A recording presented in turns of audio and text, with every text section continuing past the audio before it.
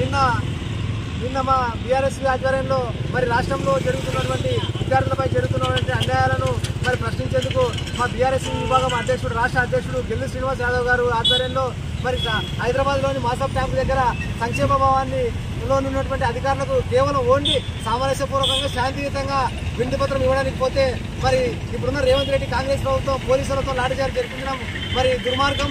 మా బీఆర్ఎస్ రాష్ట్ర అధ్యక్షుడు గెల్లు శ్రీనివాస్ యాదవ్ గారిని అక్రమంగా అరెస్ట్ చేసి కోర్టుకి తీసుకుపోయినారు. మరి ఇవాళ కోర్టు కూడా మీకు మెత్తకాయ లేచింది.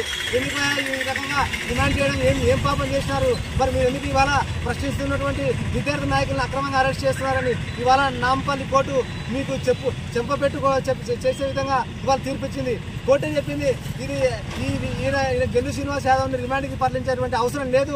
మీరు ఈ రకంగా ప్రతి ఒక్కరిని రిమాండ్ చేయడము, అక్రమంగా బంధించడం, నిర్బంధించడము ఇది చట్టపరంగా అన్యాయం, ఇది చట్టం కాదు, మీరు చట్టాన్ని ఉల్లంఘిస్తున్నారని ఈరోజు కోర్టు, నాంపల్లి కోర్టు రేవంత్ రెడ్డి ప్రభుత్వానికి మెట్టికాయ వేయడం జరిగింది. కుట్రలో భాగంగా మా గెల్లు శ్రీనివాస్ యాదవ్ను అంటే రిమాండ్కి తీసుకెళ్లి జైలుకు పంపించాలని కుట్రలు పడినటువంటి రేవంత్ రెడ్డికి సిగ్గుచేటు ఇవాళ నాంపల్లి కోర్టు చెప్పింది. తక్షణమే గెల్లు శ్రీనివాస్ యాదవ్ను రిమాండ్ నుంచి చేయకూడదు, వదిలిపెట్టాలని. మరి వెంటనే ఈరోజు బెయిల్ రావడం మరి ఈ ప్రభుత్వానికి సిగ్గుచేటు.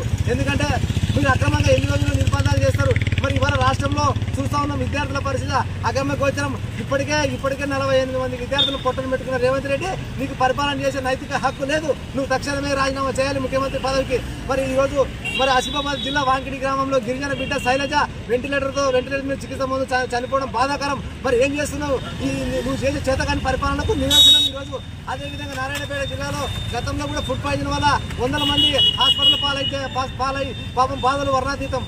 మళ్ళా రెండోసారి కూడా అదే పాఠశాలలో మాగనూరు పాఠశాలలో ఫుడ్ పాయిజన్ అయ్యి మరి 30 మంది విద్యార్థులు వెంటిలేటర్ల పైన చికిత్స పొందుతున్నారు. రేవంత్ రెడ్డి నీకు కనబడుతుందా?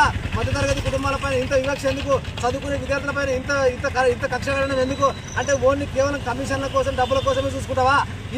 ఈ రాష్ట్రంలో ఉన్నటువంటి బడుగు బలహీన వర్గాలు, మధ్యతరగతి విద్యార్థుల కోసం మరి నువ్వేం చేయవా? అంటే వీళ్ళని గాలికి వదిలేసి ఈరోజు సాంఘిక సంక్షేమ హాస్టల్లో కానీ, గురుకుల పాఠశాలలో కానీ, మధ్యాహ్న భోజన పథకంలో కానీ మౌలిక సదుపాయాలు లేకుండా నాణ్యమైనటువంటి భోజనం పెట్టకుండా మరి అంటే బియ్యంలో పురుగులు రావడం, అన్నంలో పురుగులు రావడం, సాంబార్లో పురుగులు రావడం, మరి అవి తిని వాంతులకు విరేచనలకై ఇవాళ మా మధ్యతరగతి బిడ్డలందరూ కూడా చనిపోయే ప్రమాదం ఉంది. అందరికి వాంతులు, విరేచనలు వచ్చే పరిస్థితి తీసుకొచ్చినటువంటి దుస్థితి ఈ రాష్ట్రంలో కనిపించినావు. తక్షణమే విద్యా వ్యవస్థ పైన దృష్టి పెట్టి బలోపేతానికి పూనుకోవాలి. లేకపోతే మా బీఆర్ఎస్ ఆధ్వర్యంలో రాష్ట్రం మొత్తం ఎక్కడికెక్కడ ముట్టడించి దీన్ని తిరగకుండా చేస్తామని తెలియజేస్తూ ఖబర్దార్ రేవంత్ రెడ్డి, ఖబర్దార్.